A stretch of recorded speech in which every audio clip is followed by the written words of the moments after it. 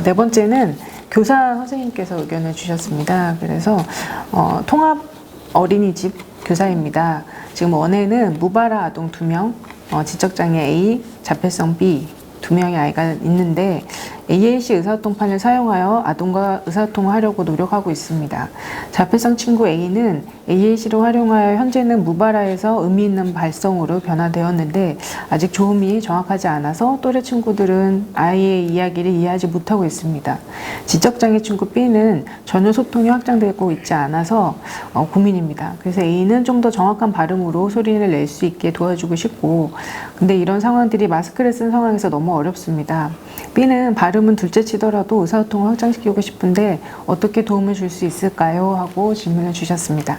네, 여기에 대해서도 저희가 두 분 선생님께 질문을 좀 여쭙겠습니다. 먼저 남보람 선생님. 네. 일단 통합 어린이집에서 AAC를 사용하는 것 자체가 선생님이 굉장히 열정이 넘치시는 거고 그 열정을 정말 칭찬을 드리고 싶습니다. 먼저 자폐아동 AI 이야기를 먼저 해보자면 일단 어떤 형태 그림 의사소통판이라고 이야기를 하셨는데 의사소통판도 굉장히 다양한 방식이 있어서 어떤 AAC를 사용하는지 조금 더 자세히 알았다면 조금 더 좋지 않았을까 하는 생각이 드는데요. AAC를 통해서 이제 무발화 아동이 의미 있는 발성까지 변화가 되었다니, 이 아이가 정말 소통하는 기쁨을 알게 되었구나 하는 게 저한테 제일 먼저 와닿았고요. 자기의 의견을 표현한다는 게 얼마나 즐겁고 행복한 일인지 알았으니까 이제는 조금씩 더 많이 늘어나겠구나라는 것도 좀 기대가 됩니다. 발음까지 좋으면 친구들이 더 잘 알아들을 텐데 하는 이 선생님의 안타까운 마음이 막 와닿는데요. 사실은 이 무발화 아이가 모르겠어요. 선생님이 한 2년, 3년을 쭉 가르쳐 오신 아이라면 조금 다르겠지만 이 상황에서 아이가 무발화였는데 발음이 안 좋아서 친구랑 소통을 못하는 것까지가 그렇게 쉽게 금방 할 수 있는 길은 아니거든요. 그랬을 때 무발화에서 의미 있는 발성으로 시작된 단계라면 발음에 집중하기보다는 조금 더 소통을 성공적으로 해내는 것에 더 집중을 해보시는 게 어떨까 하는 생각이 좀 들어요. 우리가 좀 생각보다 모두가 다 욕심쟁이에요. 아이가 이제 태어나면 엄마 해야 될 것 같아요. 그리고 아이가 이렇게 기어다니기 시작하면 이제 다들 물어봐요. 언제 걷니? 그리고 걸으면 언제 뛰니? 이렇게 얘기를 하는데 보통 아이가 넘어지지 않고 걷기까지가 거의 뭐 1000번, 2000번은 넘어져야지 걸을 수 있다고 이야기를 하고요. 그렇지 않다고 하더라도 잘 걷는 것에서 잘 뛰는 것까지 가는데 굉장히 시간이 많이 걸리는 일이에요. 그래서 그럴 때 성공의 경험을 많이 쌓아주는 게 더 중요하지. 자, 너 이제 걸었으니까 이제 뛰어봐 하고 막 하나 둘 하고 손잡고 뛰는 것은 사실은 그렇게 큰 의미가 있지 않아요. 말하는 것도 사실은 똑같아요. 아무 말도 못하던 아이가 친구야 우리 오늘 같이 보드게임 하겠니? 라고 이야기하는 데까지는 굉장히 많은 시간이 필요해요. 그럴 때 친구한테 눈빛을 딱 보냈는데 친구가 그래 보드게임 하자 하면은 너무 좋은 거고, 이제는 AAC를 하지 않더라도 아이에게 저기야 라고만 해도 너 나랑 뭐 할래? 싫어 이렇게 얘기해도 내 의사가 전달이 되었구나는 충분히 할 수 있는 거잖아요. 그래서 눈빛을 나누는 시간, 소리를 나누는 시간, 꼭 이렇게 수려한 대화가 아니더라도 나의 의견을 조금 더 다양한 방식으로 이제 정확하게 얘기를 하게 된 다음에는 그때는 이제 발음을 조금 고쳐주셔도 되는데요. 너무 욕심내지 않으셨으면 좋겠습니다. 성급하게 AAC의 작별을 구하기보다는 AAC라는 것 자체가 보완 대체 의사소통이잖아요. 처음에 무발화인 아이는 대체적인 방법으로 내 목소리를 통해서 전달하는 것이 아니라 그림을 통해서 혹은 어떤 어플을 통해서 사람들에게 내 의견을 전달하였다면 이제는 보완하는 방식으로 AAC를 조금 더 쓰셔도 괜찮아요. 그래서 아이가 그러니까 단어만 이야기하였더라면 이제는 문장도 이야기하고 뭐 질문도 할 수 있고 청유도 할 수 있고 명령도 할 수 있고 우리가 할 수 있는 게 아주 많잖아요. 그런 것들을 이제 AAC를 조금 더 사용해서 그런 것들을 많이 경험하고 난 다음에 그 다음에 이제 발음을 고쳐주셔도 좋을 것 같고요. 그래도 발음이 걱정된다 하시잖아요. 발음이 걱정돼요. 저도 친구들에게 또박또박 말했으면 좋겠어요. 근데 사실은 보통의 자폐 아이들 같은 경우에는 발음이 처음부터 AAC를 사용하다가 말이 트이는 아이들은 굉장히 또박또박 얘기해요.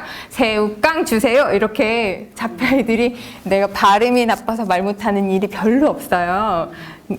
자폐 아이들의 특징이 그렇기 때문에 이 어린이는 아마 자폐적인 특징 때문에 발음이 어렵다기보다는 운동성이 조금 덜 준비가 되지 않았나 하는 생각도 조금 들거든요. 그래서 우리 선생님들 다 아시겠지만 유아기의 시옷 발음은 거의 다 못해요. 그래서 7살에 다 선생님 이렇게 얘기하잖아요. 그런 것처럼 이제 근육이 많이 준비가 되어 있는 아이들일수록 발음이 더 똑바르기 때문에 이 아이가 소근육 운동은 어떤지, 연하는 어떠한지, 대근육은 어떠한지 이런 것들을 조금 더 확인해 보신 다음에 아 이게 그런 것들이 다 문제가 없는데 발음이 문제가 있다. 그러면 언어치료 선생님과 좀 상의를 해보셨으면 좋겠습니다. 네, 그리고 이제 B 이야기를 해보고 싶은데요.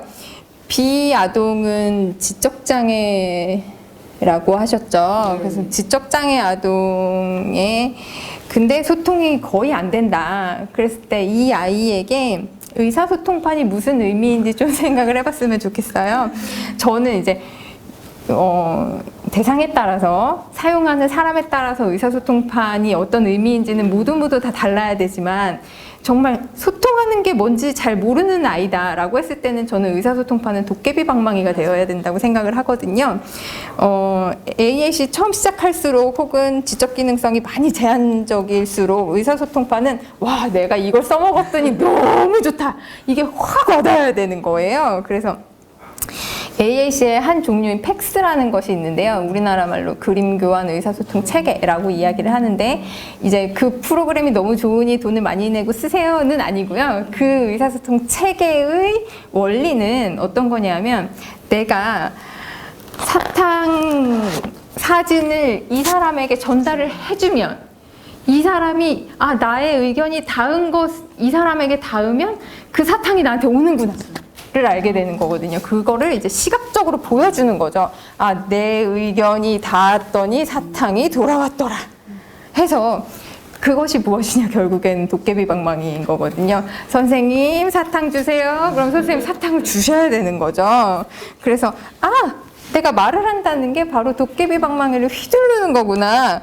아, 내가 사탕 달라고 하면 선생님 사탕 주는구나. 아, 내가 말하니까 이렇게 좋구나. 내가 뭐라도 하나 저 사람 주니까 이렇게 좋은 일이구나 라는 것들을 아이가 많이 깨닫게 되면 아이들도 아까도 말씀드렸다시피 굉장히 효율적이고 효과적인 의사소통자예요. 그래서 가장 쉬운 방법으로 하거든요. 제가 아까 얘기했듯이 거기 그 하얗고 마시면 시원한데 이렇게 우유라는 말을 쓸 줄 아는 사람은 아무도 그렇게 설명하지 않거든요. 그래서 그 상징의 의미 이 의사소통의 의미를 아이가 알게 된다면 도깨비 방망이는 얼마나 좋아요. 저는 맨날 있으면 맨날 휘두르고 싶은 건데요. 그래서 그 아이도 충분히 그렇게 할 수 있을 것이라고 기대해 봅니다. 네, 감사합니다.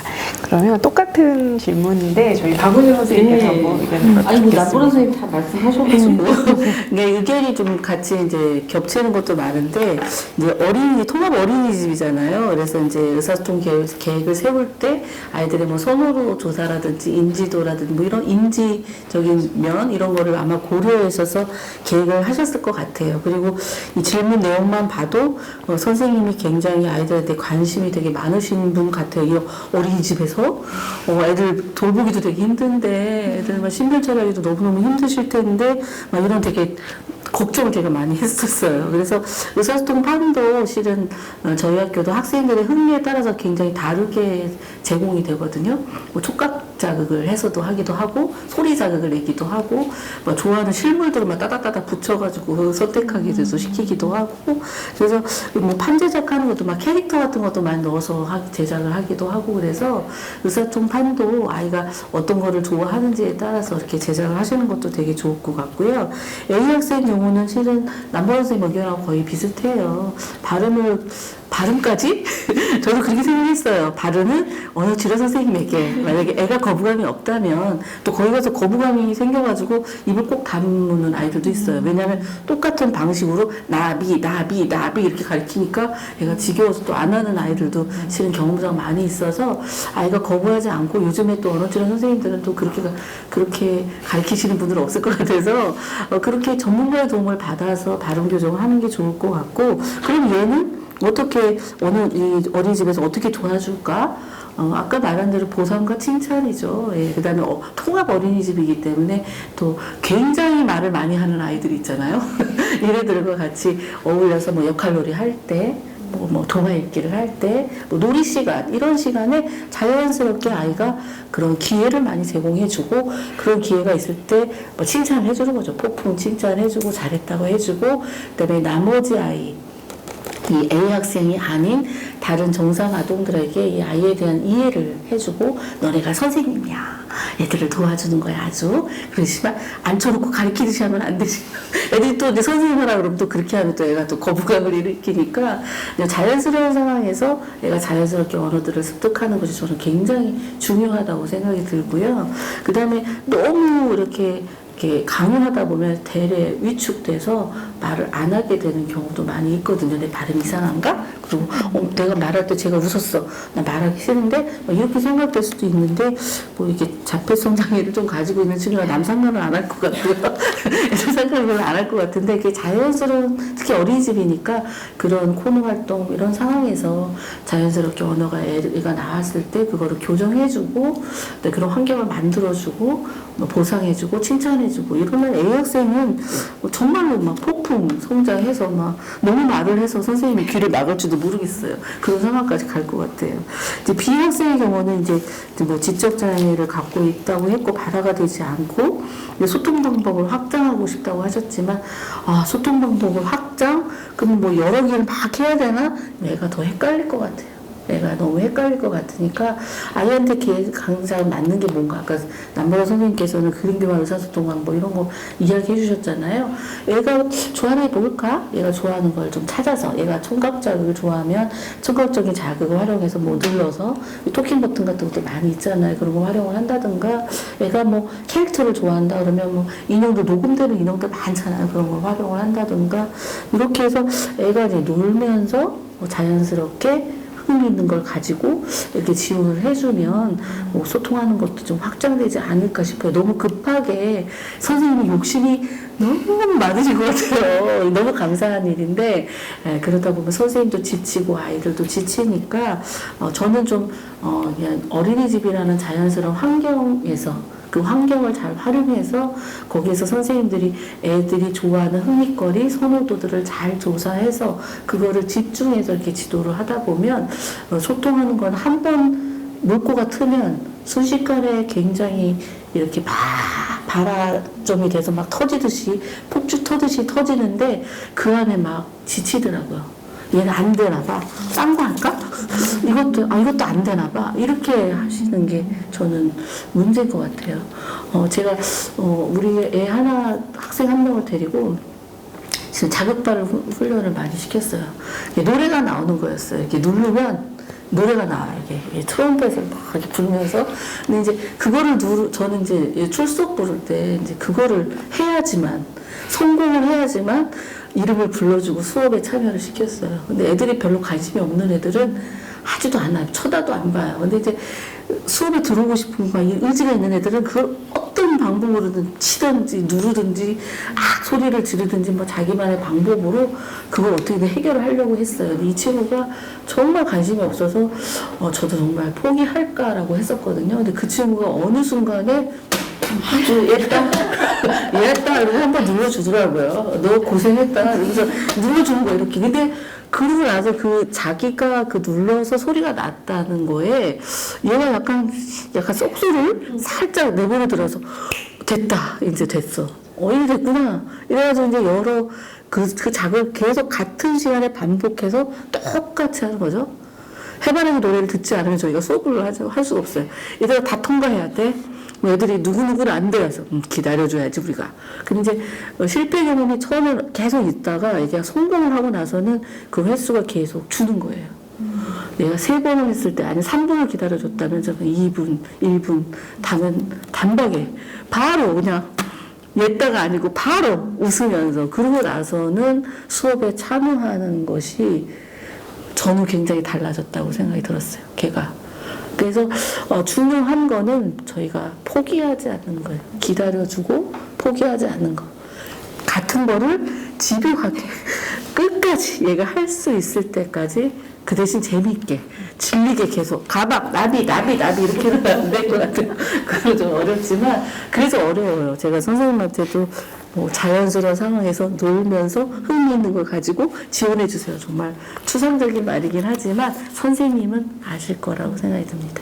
이 어린이집 선생님은 아시니까 알고 계신 거를 잘 활용하셔서 꾸준하게 지도하시면 A 학생이건 B 학생이건 유치원이든 학교에 들어오든 아주 잘 적응할 수 있을 것 같습니다.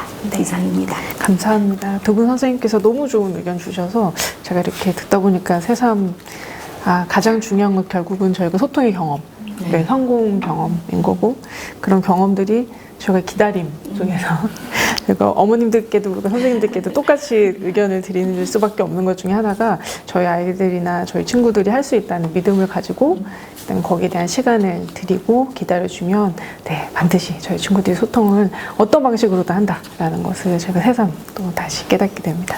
네 좋은 의견들 너무 감사드립니다.